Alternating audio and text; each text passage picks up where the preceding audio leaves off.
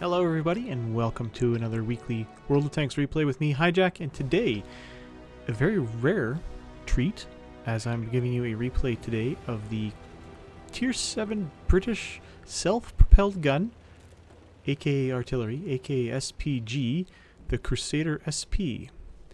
Now, you don't see, well, I definitely don't do a lot of replays for SPGs because of the fact I do not play them very often, and the only reason I do play them once in a while is because of the personal missions in the game require you to actually play SPGs in order to complete them. So here is the Tier 7 British SPG. Like I said, it's called the Crusader SP. Now the strange thing about this tank, as you saw in the beginning there, is driving backwards.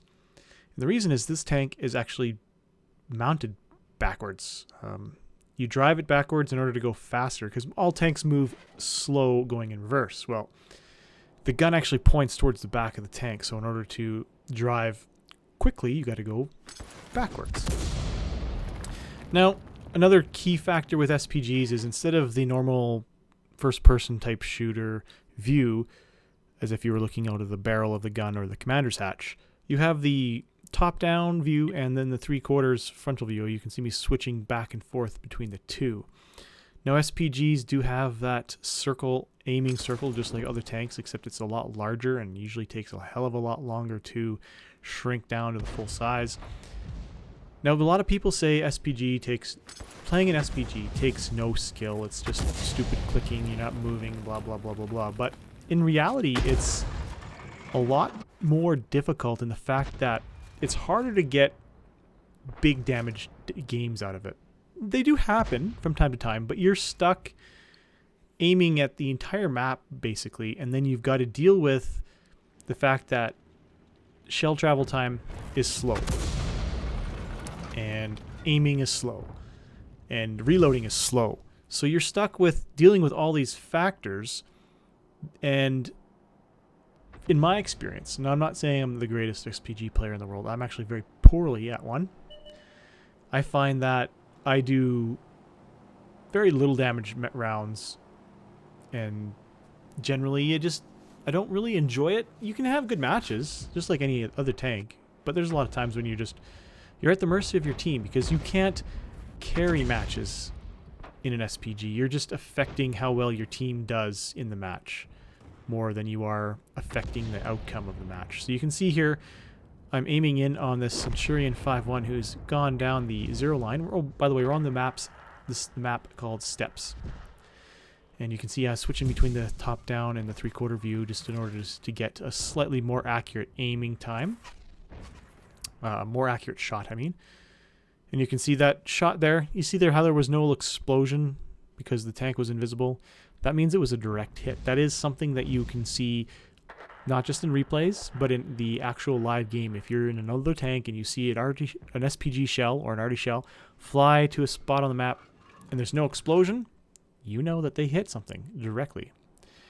Now, my experience playing an SPG or a self-propelled gun, I do more damage by stunning tanks and having my team shoot them than I do by actually directly hitting tanks. I've actually, as you can see in the damage counter down in the bottom there, that I've only hit one target and I've tracked one target, and I've done critical damage to this VK3002D. You can see he's stunned. He's got that little timer above him that shows that he's stunned, and well, I'm just trying to do what I can to help my team, and that's pretty much the extent of what you do when you're playing an SPG. Is you do what you can to help your team get the advantage and the different lanes of attack. So you can see here I'm trying to get a shot on that Spick, the German Tier 7 light tank, and I can just see the corner of his tank, but it's not worth taking such a shot with probably a 99% chance of missing when there's a nice fat King Tiger sitting here. And the first shot goes way over top of him. Now you might think that I was aimed in perfectly on him, but if you look at the circle here, there's quite a large chunk of that circle behind the King Tiger. This view doesn't really show it, but the other view does. And that's why it says that that shot went over top, as it went to the far back side of that circle, or the front leading edge of that circle, which is way beyond what this view shows. Now, there was a hit, and the enemy... So when you're playing an SPG tank and you miss a tank, but you're close enough to do splash damage, usually you do a little bit of damage caused by this explosion of the shell. And the tank's crew is stunned for a certain period of time based on your shell type. Now, while they're stunned, you get bonus assist points every time somebody on your team shoots them, just like you would if you had tracked a tank. So you can see here I'm hitting the King Tiger and getting some stun assist from him while the team shoots him. And if they're invisible and they're still stunned, you'll get the bonus after the match, because you won't really know that they're still getting hit. So we're currently up 5-3 in the match. And the team's doing pretty good. I'm pleased with the way things are going. I haven't done too much so far. Only 678 damage myself, with 230 tracking assist and 785 points of stun assist damage, which means I believe I'm helping my team out quite nicely. Now I'm shooting at this Lao. I'm just waiting to aim in to help out. I've taken a shot. I stun him and track him from the explosion of the miss, and then I get points for killing him. Now, one thing I find with playing an artillery is you'll aim in on the tank and you'll get a nice, perfectly aimed shot. You're ready to go. You fire the shell, and in the time it takes from you to fire the shell for the shell to land, somebody else has killed the tank, and well, then you're just out of luck. And that's part of life when you're playing an SPG.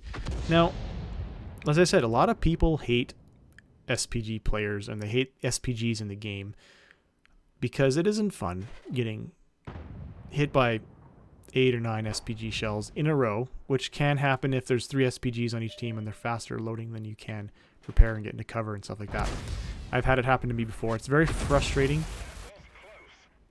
But on the same note, it is part of the game, so you kind of just have to deal with the fact that you were in a spot where SPGs could shoot you. And might not be fun, but it's part of the game. And it's a necessary evil, I suppose, in order to keep the game alive and moving and constantly in a state of flow from one point to the next. Now my team is still up 6-3 now, so we're doing quite well. We've got half a 50% lead on the enemy, but the match is still young. It can still go either way. But now that they've fallen behind, now it's 6-4, I'm sure the match will slowly get steadily away from the red team and will handily win. I've taken another shot on the King Tiger, and it was a direct hit that time, taking him out of the match. That puts us up 7-5 as the enemy SPG, the M12, gets a kill as well. That Lanson is still over in that corner, I'm pretty sure. I can't see him, but I'm going to aim in and see if I can take a shot. Now, I don't have the Crusader SP anymore as a vehicle. This match is actually quite old. I believe it was played June 1st of 2019. And I'm only bringing it to you now because it's what I felt like showing this time. It's hard to say. But I have moved on. Ooh, there's the GW Panther. Get the shot. No, he's going to die before I get a reload. I have moved on to the Tier 8 British artillery, the FV207, and I haven't really had any superb matches in that yet. And I'm almost finished it actually and ready to unlock the Tier 9, the 3804. But I don't think I'll be showing too many matches of SPGs on this channel. I believe the only other one I've showed is the FV304 or Bert the Avenger. I've had a couple of good matches in it, but nothing super noteworthy. Risky shot on the UDES 16, and of course it misses. So there's the FV305, the other ME artillery. Just need to aim in and take a shot. Hopefully he's still there, even though he went dark.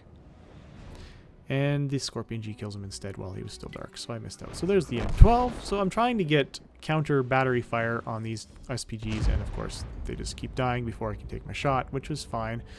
It's part of the life of an SPG. There's Scorpion G. I hit him for 266, and he gets taken out.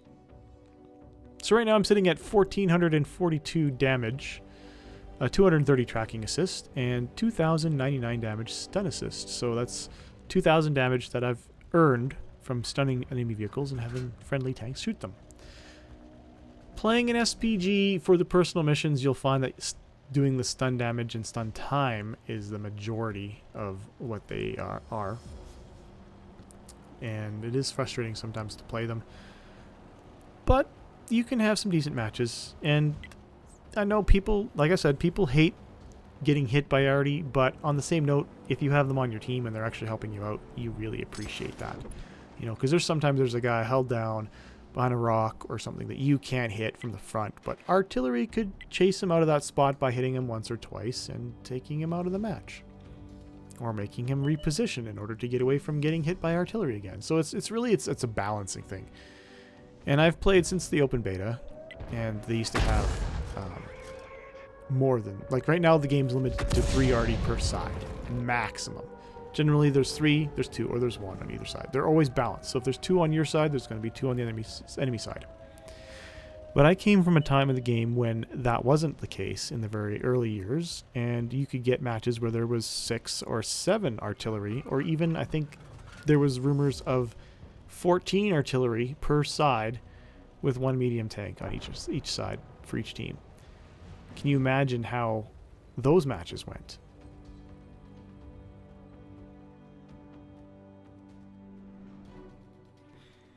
And that was my Master Badge Ace Tanker on the map Steppes. I hope you guys enjoyed this weekly replay, and I do hope you will click the like button if you did, and if you didn't, click the dislike button, of course. I hope to see you guys again next week. Take care.